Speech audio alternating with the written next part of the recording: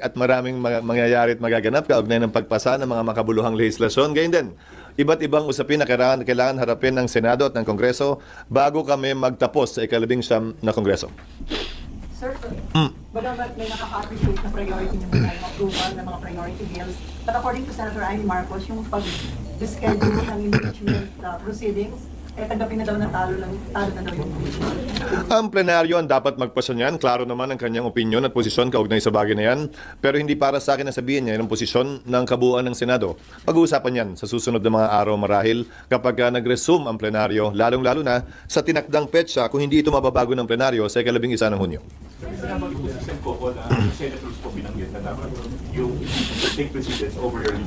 Pag-uusapan namin yan mamaya marahil dahil kapag ka naka-recess ang Kongreso at nakalagay sa Rule 1 ng impeachment rules ng Senado, Senate President ang unang magtatalaga ng schedule, pero hindi naman ibig sabihin na nakaukit na sa bato yun.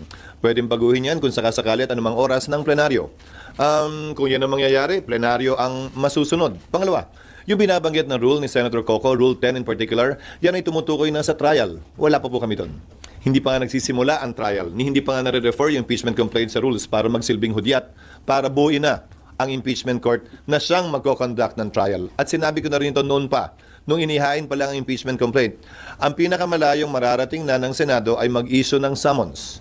Dahil meron 10 araw para magsumite ng sagot ang nasasakdal at pagdating ng June 30, mawawala na ng bisa ang otoridad ng mga prosecutors o sino mang kukunin nila na pribadong prosecutor na tumayo kaugnay ng kasong ito. Hindi pwede magpatuloy ang kaso na may isang panig lamang at wala ang kabilang panig. Sir, what about yung sinasabi ni Senator Coco na parang ang sayang daw kung na-convene na sana this week, may 7 to 8 days na nabigay ng summons, napasagot na si VP. Hindi, 10 days nga yun eh.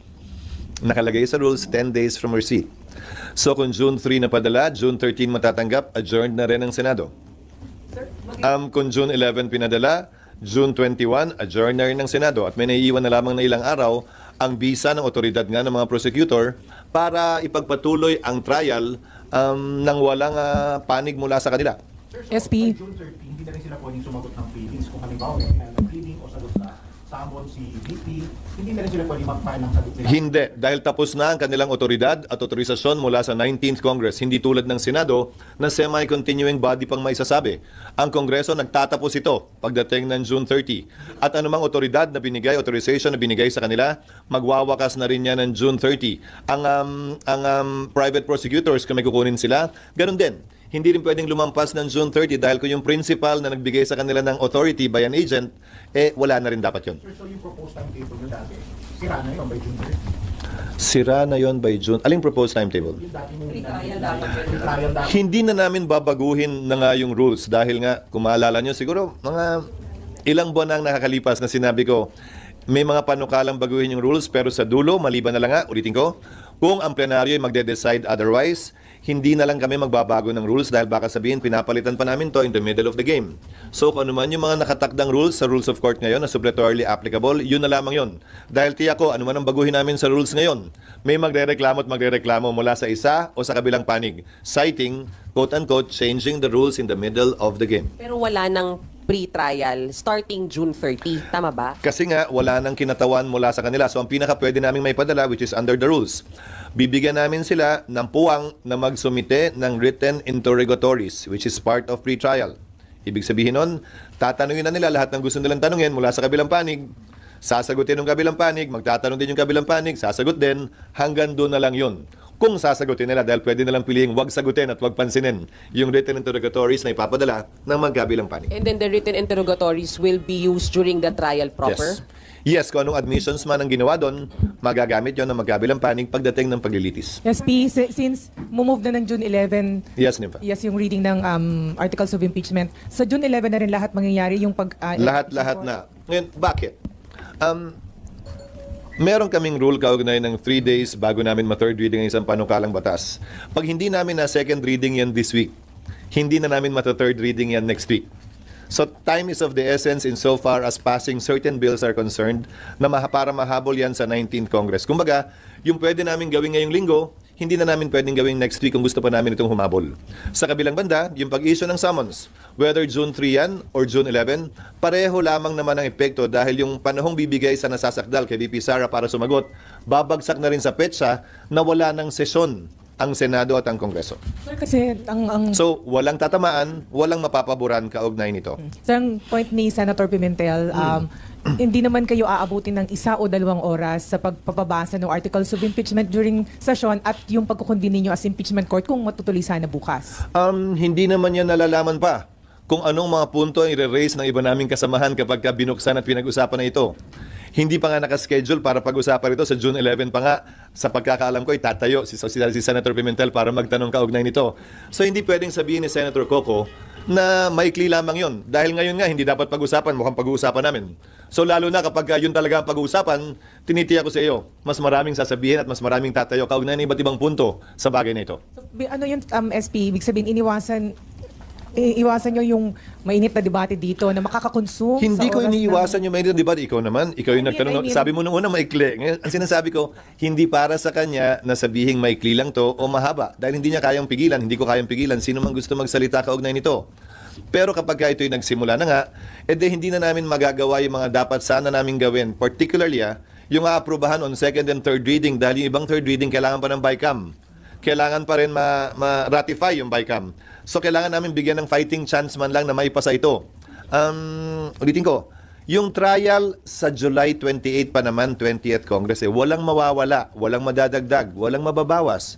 Pero itong mga second at third reading, malaki ang mawawala, malaki ang mababawas. Siguro naman, kapag papapiliin tayo sa pagitan ng dalawang pwede nating gawin o dalawang kaling tatahakin natin, doon ka sa mas may magagawa para sa ating mga kababayan. Pero definitely, SP, magko-convene kayo as impeachment court. Otherwise, pag hindi kayo nag-convene before you adjourn, walang impeachment trial next Congress. Tama ba?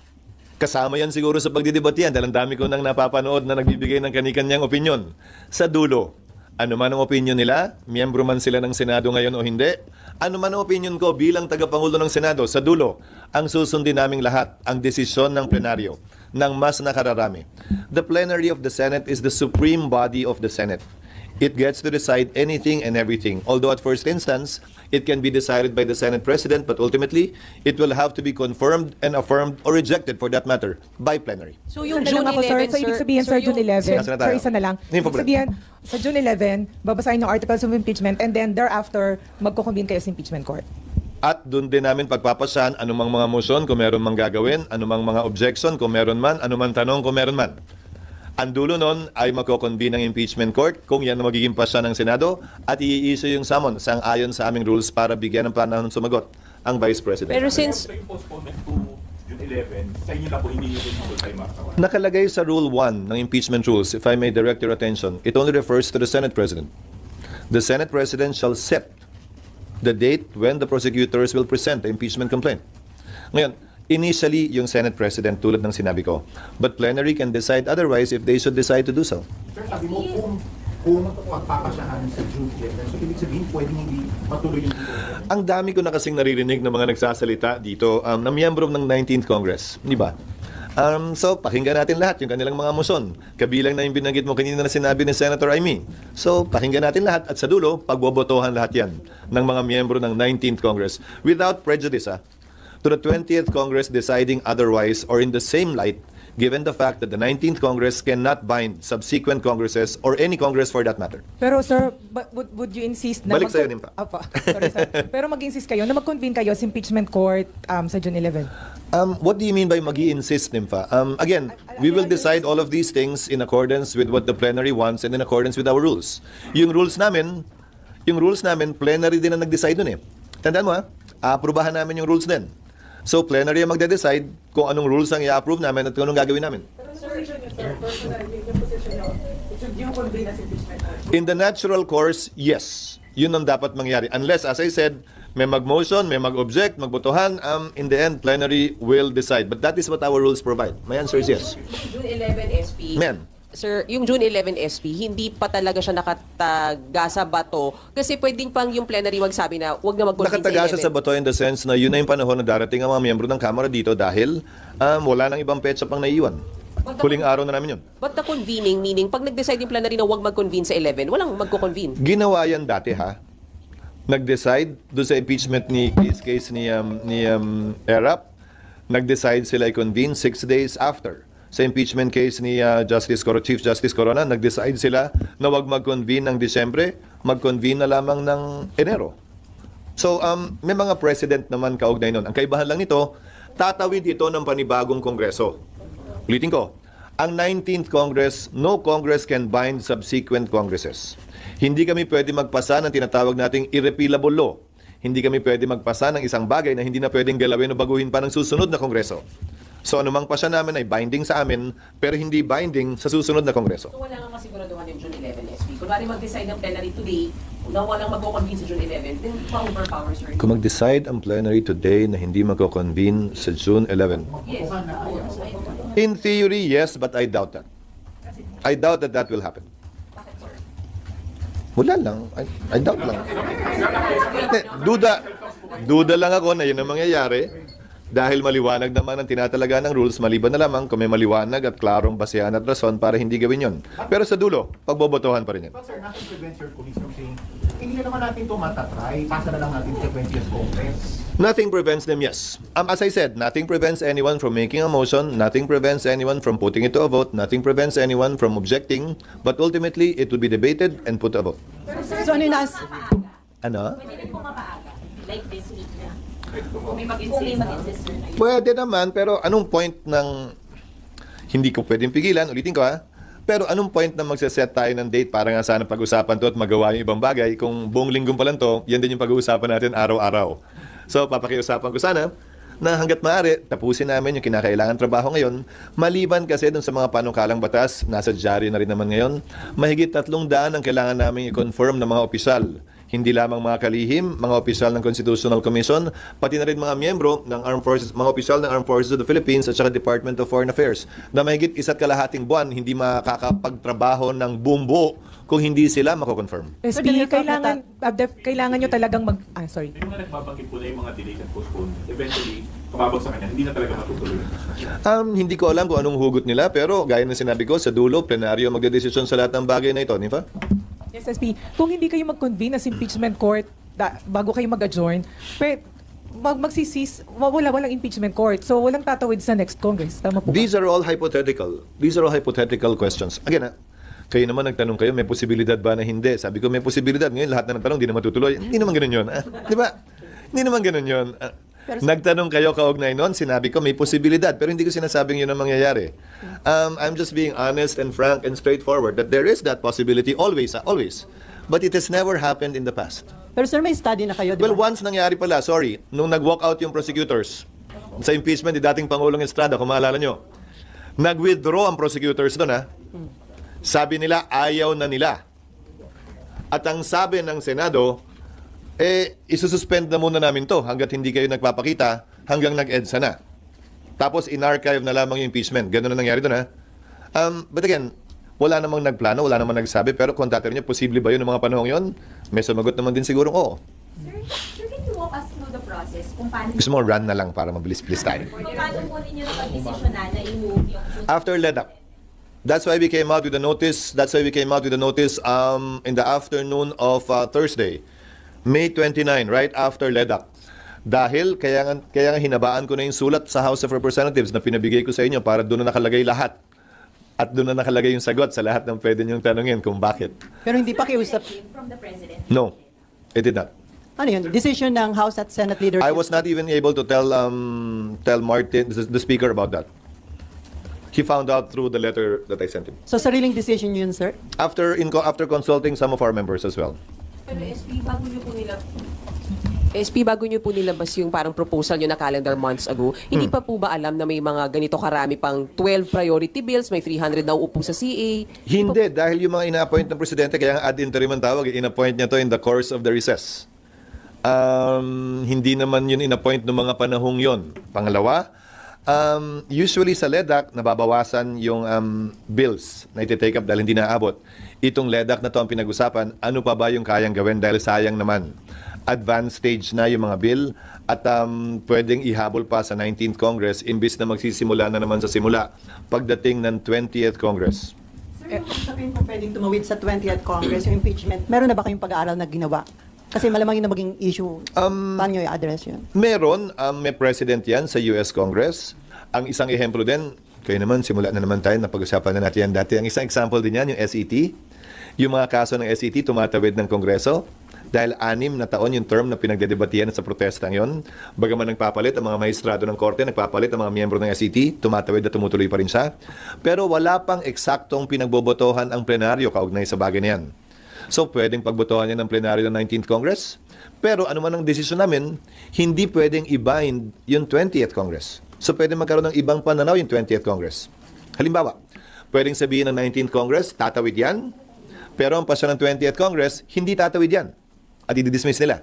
So, depende. Sa dulo, you have to understand, in Congress, plenary is supreme. It's not the decision or the voice of one member, even if he or she is the Senate President or an officer of the Senate or the House.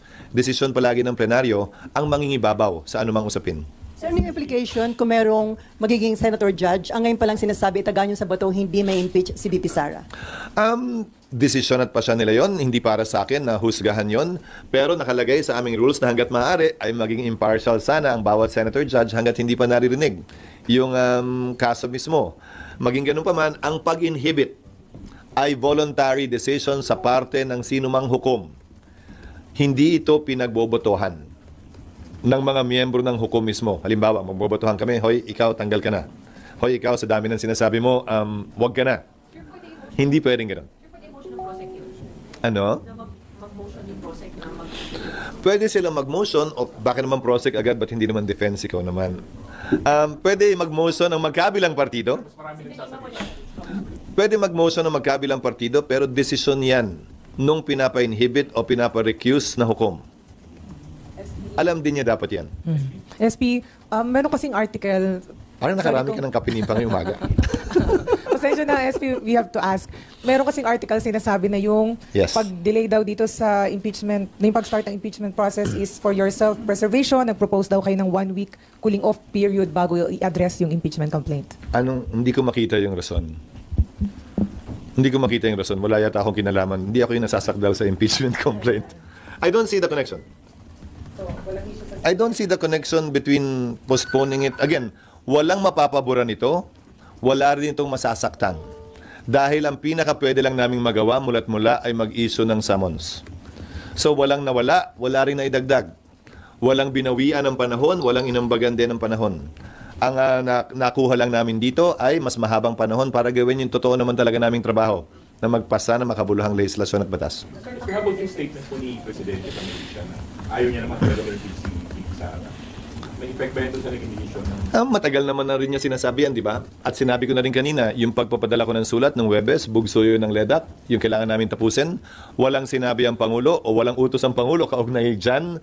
At hindi ko nga rin nasabi kay Speaker Martin, noon nandun pa, dahil nagpasya kami pagkatapos na, nung minamap out na namin yung mga kailangan gawin, kaugnay sa mga pinag-usapan sa LEDAC. Sir, personally, kasi sa survey, 9 out of 10 nagsasabi na dapat harapin at sagutin ni VP Sara yung mga kaso sa kanya dito nga sa impeachment. So, sa tingin niyo, better nga na masagot ito ni VP Anong Sara? survey yan? SWS ba yun? 9 out of 10 survey. Parang ang dami kong survey na nakikita na iba't iba ang sinasabi. Bali-baliktaran sinasabi. So, Ito yung depende na lang. latest survey. No, ang sinasabi ko dahil iba't iba yung survey, mahirap naman magdesisyon base sa survey.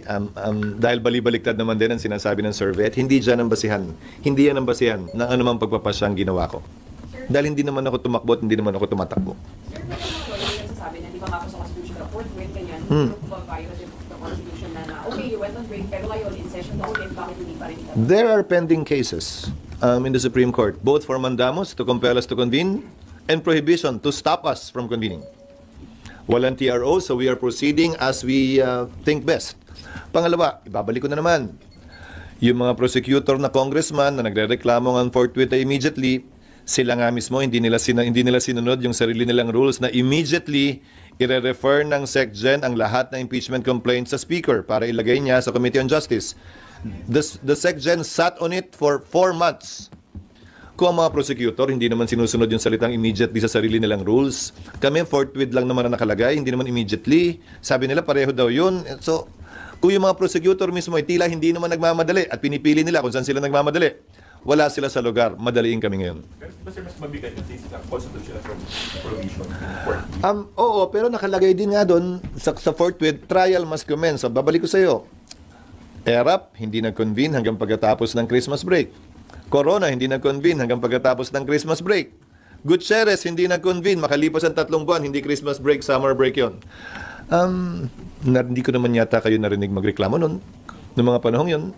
So ngayon, klaro, may mga partisano na gustong madaliin ito at matuloy na to. May mga partisano na ayaw ito. Ano bang sinabi ko nung simula pa lang? Hindi namin papakinggan yung mga may dalang kulay. Pabor o kontra sa impeachment, pabor o kontra kay VP Sara. Ang papakinggan lamang namin ay yung sarili naming konsensya, diktado ng kung ano ang pinakamaganda para sa ating bansa, mga kababayan at institusyon na naayon sa batas. Sir, yung categorically, sir, can you say na yung decision niyo to delay has nothing to do with the ongoing courting of votes for the Senate presidency of the 20th Congress? I don't see the connection whatsoever. No. So it had nothing to do with that. Has nothing to do, especially given the fact that the 20th Congress will have a totally different composition. Pero sir, naniligaw na ba kayo ng support sa mga kasamahan nyo? Kasi some are saying na may nangihingi na ng support nila dun sa mga vying for Senate presidency. Nag-uusap, kaibigan ko naman lahat. Pinag-uusapan ng trabaho, hindi lamang sa 19th, pati na rin sa 20th Congress. Pero ang pananaw at tingin ko dyan, masyado pang matagal eh. Kung ano man ang sagot ngayon, baka next week, next month, magbago. So, masyadong maaga. Lahat ng mga usapin at pormahan na ginagawa ngayon. So for now, tatlo kayong contenders, sir, for Senate presidency. Ulitin ko, kung ano man ang meron ngayon, magbabago yan next week, next month, isang araw bago.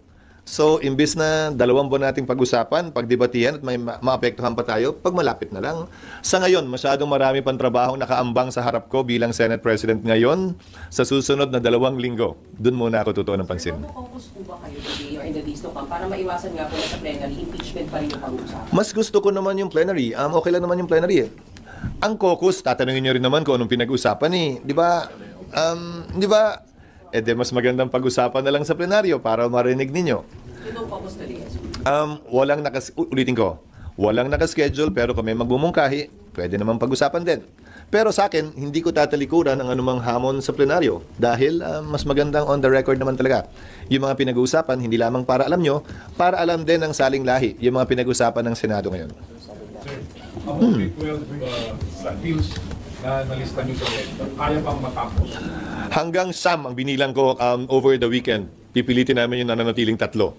Magdedepende yan kung gaano katigas, kung gaano kalambot ang magiging usapan sa BICAM sa pagitan ng Kamara at ng Senado sa ilang mga kontrobersyal na panukalang batas. Kabilang na halimbawa, yung resetting o non-resetting ng barangay and SK elections. Yung blue economy, medyo madugo yun. Parang malabo yung pagka-blue nun. Baka daw maging brown or gray. Yung mining fiscal dahil doon sa 5 years, pero mukhang may compromise ng nabubuo doon. So, yun lang siguro. All the rest na sir. All the rest mukhang kakayanin naman namin. Ngayon nga, naaprubahan namin hopefully on second reading yung right of way na kailangan para doon sa MRT na ginagawa natin sa ngayon at maraming mga kalye na kailangan pang gawin kaugnay ng connectivity natin. Yung right sizing, optimization, I should say, kailangan din mahabol ngayon para ma-third reading next week. Yun lang naman yung mga, again, yun yung mga kailangan naming sundan na rules sa Constitution na hindi pwedeng maaprubahan agad yung mga bill. Sir, kakayanin, paparatify yung BICAM report hanggang bago Hanggang next week, yes. Kakayanin, sir. Hopefully, sa weekend, magtatrabaho sila over the weekend para magkasundo yung BICAM. How about yung meron ba pwedeng mga i-adapt na lang dyan, yung Senate version or House version? Sana. Yun ang pinakamagandang paraan sana. Yung optimization, yun ang inaasahan namin mangyayari sana. Yung 99-year lease, yun ang inaasahan din namin sanang mangyayari. Pero dun sa iba, may BICAM siguro talaga dapat na mangyari dyan. Wala pang approved on third reading ang Kamara. So wala pang counterpart measure yan. Hindi pa sila nag-nominate ng BICAM members. So yung optimization, di ba po yan? Hindi nyo kinakount? Hindi, dahil lahat ng mga probisyon na kinakailangan para bigyan ng proteksyon at seguridad, yung security of tenure ng mga empleyado ng pamahalaan ay nakapaloob na ron. Kabilang na ang pagkakaroon ng sapat na bilang ng kinatawan sa anumang board na magpapasya kaugnay sa optimization ng anumang ahensya ng pamahalaan. Sir, any comment doon sa decision ni Presidente na i-postpone muna yung EDSA rehabilitation? Tama lang para sa akin dahil kulang pa ang pagpaplano tila dito ng DPWH. Masyadong matagal ang 2 o 3 taon para gawin yan. Kawawa naman ang ating mananakay. Kawawa naman ang na gumagamit ng EDSA na pinaka-main route natin. Pangalawa, Bakit ba sa tagal ng panahon wala silang pinrovide ng mga alternate routes na tatawid sa Pasig River dahil alam naman nilang gagawin ng Guadalupe Bridge? Ang nalalaman ko ay dalawa lamang na hiwalay na tulay. Ba't hindi sila gumawa ng Bailey Bridge na magkokonekta, tatawid sa Pasig River upang sa gayon na maibsan yung hirap ng ating mga kababayan kung sakaling gagawin na nga yung Guadalupe Bridge na yan na overdue naman na talaga. Kulang ang naging pagpaplano at paghahanda ng DPWH kaugnay nito sa mahabang panahon na pinospone na ang implementasyon ng proyektong ito. Enough na yung 1 month postponement, sir? I'm sorry? Enough na kaya yung 1 month? To evaluate, yes. Kung tutuloy pa o hindi at kung anong kailangan gawin bago ito ituloy. And then dapat mga gumamit ng advanced technology para mabilis yung completion. Ang advanced technology naman, pangunahin na dyan ay ang quick drying na semento na 2-3 araw lamang ay pwede nang daanan ulit dahil ang curing period usually 3 linggo. So bago mo magawa na naman yung kabilang bahagi, kailangan maghintay ng 3 linggo. Di ba nakita mo may mga harang-harang sa kalye? Pero may mga makabagong teknolohiya mula sa Germany at sa iba pang bansa sa Europa na quick drying na, napakabilis ng gawin. Hindi pa siguro kasama din teknolohiya kaugnay sa pag-repair ng tulay na maaaring maging mas mabilis na rin gamit ang modernong teknolohiya. Pero how about sir yung proposal ni NJB na tapusin na muna yung subway at saka yung dorsal commuter rate bago ayusin yung EDSA? Okay lang yon. Ang tanong ay ano nga ba yung urgency para gawin na yan? Pwede pa bang makapaghintay pa o hindi na? DPWH lamang ang makakasagot marahil nun. Pero alam ko, noong nakarang administrasyon pa lamang, pinagpaliban na ito. So nagkaroon sila ng ganong kahabang panahon na sana para magplano, pero tila hanggang ngayon, wala pa rin sapat at katanggap-tanggap na plano. Sorry, balik lang po. Sir, yung po mga early elections, di ba, so June 11, manunumpa sila as senator judges. What happens after June 30? Kasi their term will expire. Kailangan po nila manumpa ulit? Magsusumpa uli yung mga impeachment judges pagdating ng 20th Congress. Clear po ba dun sa current timeline kung mauusad or hindi? Or July 30 pa din po yun? Yung trial, yung start ng trial? July 28 kami magre-resume. So na yon ng Pangulo. So umaga ang sesyon, magbubukas ang Senado, mag-organize ang Senado, mag-a-adjourn para pakinggan ang sona ng Pangulo. Ikalawang araw, Martes, July 29, doon pa lamang siguro mapag-uusapan yung schedule na gagawin ng 20th Congress. Ulitin ko, hindi namin pwede o kayang i-bind ang 20th Congress. Although karamihan ng mga miyembro ng 19th ay nandun din sa 20th Congress, kailangan itong pagpasyahan muli ng 20th Congress either by an affirmative vote or by their silence and acquiescence sa ginawa noong nagdaang Kongreso. Sir, yung target nyo na by October magkaroon ng botohan, doable pa ba yun, sir? Oo. Naniniwala akong kaya pa rin yun dahil 7 articles of impeachment lamang yan at mahabang panahon na rin ang binigay sa magkabilang panig para maghanda.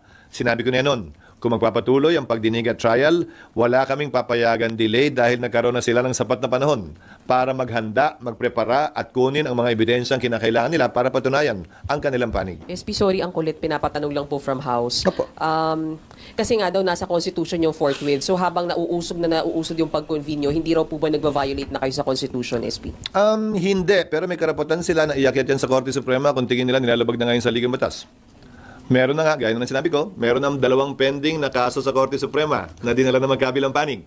Yung isa gustong pigilan ng impeachment, nag-file ng prohibition, yung kampo ni Vice President Sara. Yung kabila naman na nagsusulong, nag-file ng petition for mandamus para pilitin kami na mag-trial na nung recess pa. So these matters are pending before the Supreme Court. They're free to go to the Supreme Court and seek relief if they disagree with what we are doing. So habang walang court ruling, tuloy yung mga proseso. Oo, dahil wala namang TRO na ini-issue ang Korte Suprema o mandatory injunction para sundin namin. Sir, Senator-elect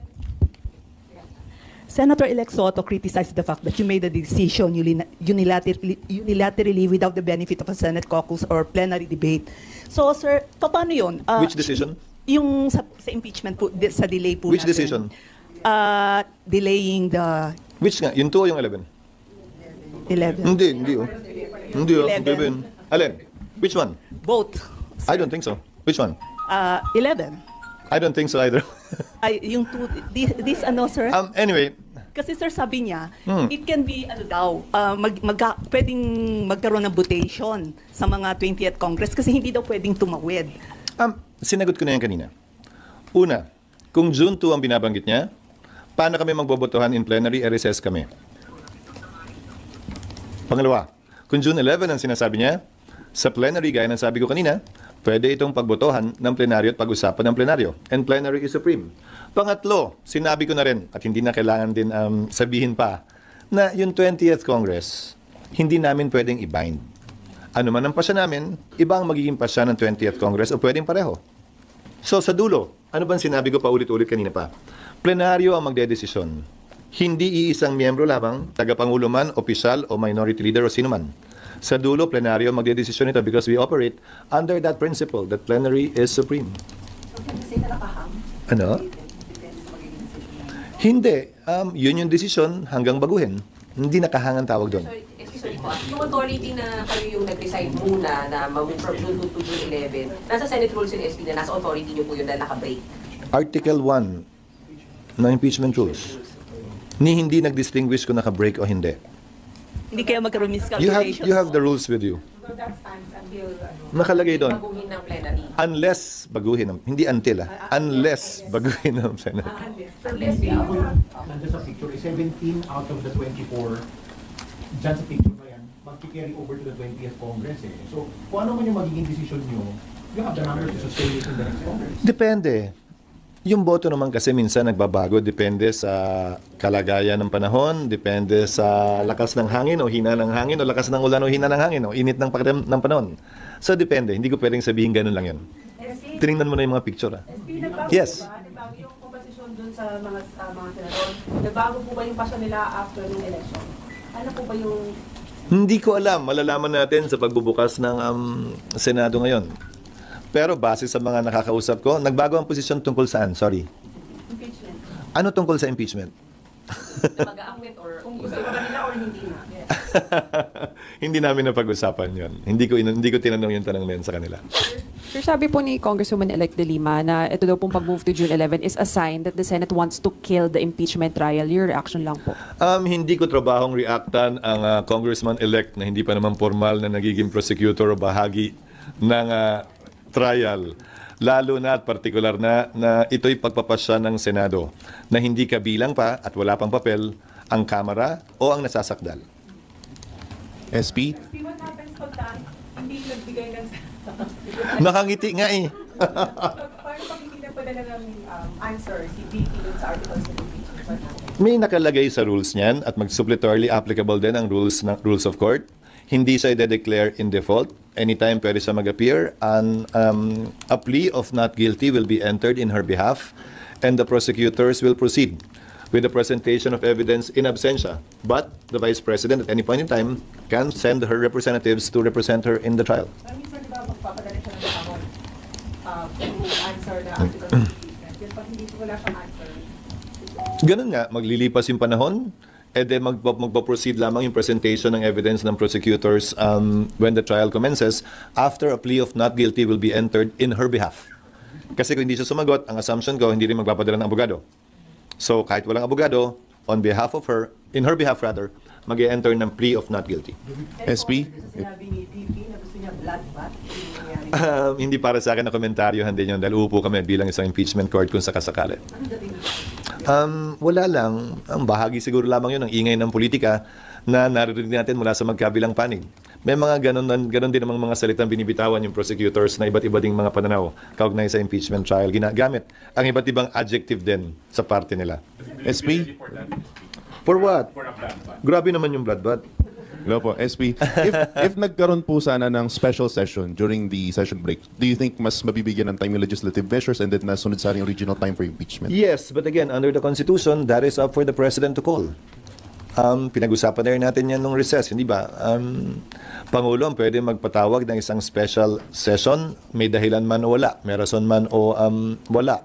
Sa panig at parte ng Senado, bilang Pangulo lang ng Senado, wala akong kapangyarihang magpatawag ng special session dahil kailangan mag-resume din ang session ng Kamara, hindi lamang naman ng Senado. Sir, pagka nag-decide yung 19 Congress sa plenary na hindi na natakit, mas sabi niyo parang up to the plenary, hindi ba mag-a-apply dun yung 1-year ban ng impeachment? Sang-ayon sa desisyon ng Korte Suprema, yung 1-year ban sa ordinary filing ay magsisimula kapag ni-refer sa Committee on Justice yung impeachment complaint. Sa extraordinary filing of 1/3, magsisimula yung 1-year ban kapag isinumite sa Senado yung pirma ng 1/3. So walang kinalaman yung 1-year ban sa gagawin o hindi gagawin ng Senado. Nagsimula na yon nung pinadala pa lang nila yon sa Senado. So February 5, tumakbo na yung 1 year. Whether mag-resume o hindi, whether mag-trial ngayon o next Congress, nagsimula na yung 1-year ban. Walang kinalaman yon sa pagsisimula o pagkakaantala ng 1-year ban. Sir, di ba may proposed calendar po kayo last time? Pero ngayon po kaya, ano na po yung magiging timetable po natin for the record? 11, ipe-present ng Kamara yung articles of impeachment. Pag-uusapan, pagdedebatihan, at kung wala, ay i-refer yan sa Committee on Rules na magsisilbing senyal at hudyat para i-create ang impeachment court sa 11 din. Susumpa kami, i-convene ng impeachment court, mag-a-approve ng rules, at mag-i-issue ng summons. Doon magwawakas yung procedure na gagawin sa ilalim ng 19th Congress sa June 11. Iintayin namin magbigay ng sagot ang ikalawang Pangulo 10 araw matapos ang matanggap yung summons. Pagkagat ng June 30, wala nang otoridad ang mga prosecutors o private prosecutors nila, so maaantala ang trial at iintay na yung pag-resume o pagbubukas ng panibagong kongreso. Sa pagbubukas ng panibagong kongreso, magpapasya sila, sasang-ayon ba sila sa ginawa ng 19th Congress o babaguhin ba nila ito? They can either reverse it or they can either approve it or acquiesce to it by simply proceeding with trial. Kaya sir, yung electronic submission ng mga replies. That is part of the rules of court right now na suppletorily applicable. Merong view na hindi na namin kailangan amyendahan yung rules namin dahil suppletorily applicable naman yon.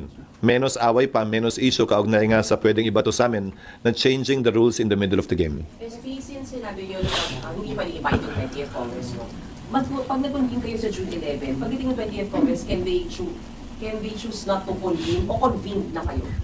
They have to convene. Reconvene on the 20th? Yes, the 20th Congress has to convene because you have new senator judges. So they can also, chances are, if may chance lang, pwedeng hindi nila sila mag-convene kung ayaw. There is that possibility. Again, we cannot bind subsequent Congresses. But that is not only applicable to us. All previous Congresses cannot bind subsequent Congresses by virtue of the principle that we cannot pass an irrepealable law.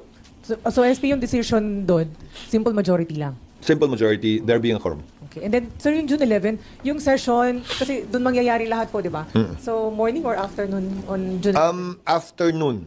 Kasi wala naman hopefully, wala naman na kaming hinahabol na noong mga panahong yun. So, na-assume yun na natapos na lahat by June 10, June 11? Wala na rin kaming maaprubahan naman eh. Wala na rin, tapos na yung CA, tapos na lahat. Actually, kahit buong araw na kami magdebate at magbutuhan ng paulit-ulit, kakayanin na yun. Last year, may quorum pa ba kayo? Meron naman. Palagi namang meron. Hindi naman kami pwede mag-session ng walang quorum. Just so to ask, Yes. kahit mag-convene kayo sa June 11, it does not assure that the 20th Congress will parang pursue with the trial. Kasi hindi nga sila mag-convene. Anong tanong muli? Walang assurance. Walang assurance na tutuloy ang trial ng impeachment sa 20th. Kasi sabi niyo, there is a possibility. Ang problema ko rin sa tanong na yun, kasi ang lalabas niyan, walang assurance na tutuloy eh. Hindi nga ganun yun eh. We cannot bind the subsequent Congress. That's all I'm saying. The next Congress can decide in the same manner or in a different manner. Hindi ko sinasabing walang assurance na hindi tutuloy. I'm not saying that, You're asking questions within the realm of possibilities eh. You're asking, posible ba? Hindi ko naman pwedeng sabihin imposible. Kasi posible naman talaga. But you cannot quote me and saying na posible hindi naman tuloy. Kasi hindi. In the realm of possibilities, everything is possible. But you also cannot assure that the trial will happen on the 20th Congress because they can decide. In the ordinary course of events, it should. Unless, magkaiba yung tutuloy kung gusto nila sa tutuloy kung ayaw nila. Hindi tutuloy kung ayaw nila. Magkaiba yun. Bakit magkaiba? In the ordinary course of events, it should. Unless they decide otherwise. Sir, pwede ba mag-decide na hindi? Kasi constitutional duty ng Senate. Kung hindi sang-ayon yung isang panig sa gagawin ng Senado, malaya silang makakaakyat. Ganun naman yung sistema natin, di ba? Whatever the Senate decides by a majority vote, if you disagree with it, you can question it before the courts. That's how our system works. Hindi naman ito nakukuha sa pilitan. Hindi naman pwedeng magbotohan ng Kamara para pwersahin ng Senado gawin ng isang bagay na ayaw gawin ng Senado. At kung sa tingin ng isang panig, may nilalabag kaming batas o probisyon ng saligang batas, karapatan nilang umakyat sa Korte Suprema at questionin ito. Pero sa ngayon, puro posibilidad lang yung pinag-uusapan at tanong ninyo. Sinasagot ko na nakita natin nangyari yan noon. Sa kalagitnaan ng impeachment, di ba? Noong panahon nga ni Pangulong Estrada, nag-withdraw yung prosecutors. Natuloy ba ang impeachment? Hindi. Sa dulo, in-archive na nga lang yun kasi ayaw na magpakita ng prosecutors. Pero ang must, sir, is mag-convene kayo sa impeachment court before you adjourn. Anong year ba yung EDSA? 2001? O tamo, tapos nag-eleksyon din nun, nalala mo? So, hindi na pag-usapan kung tatawid